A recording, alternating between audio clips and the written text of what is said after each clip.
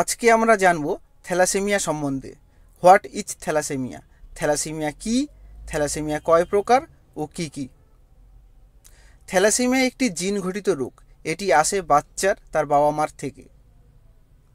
যদি বাচ্চার বাবা এবং মা দুইজনই থ্যালাসেমিয়া বাহক হয় তাহলে বাচ্চার থ্যালাসেমিয়া হওয়ার চান্স থাকে। কিন্তু যদি বাচ্চার বাবা অথবা মা দুইজনের একজন সুস্থ থাকে, অর্থাৎ যে কোনো একজন থ্যালাসেমিয়া বাহক না হয়, তবে কোনোভাবেই বাচ্চা থ্যালাসেমিয়া আক্রান্ত হবে না। এক্ষেত্রে বাচ্চা থ্যালাসেমিয়া ট্রেট বা বাহক হতে পারে কিন্তু আক্রান্ত হবে না।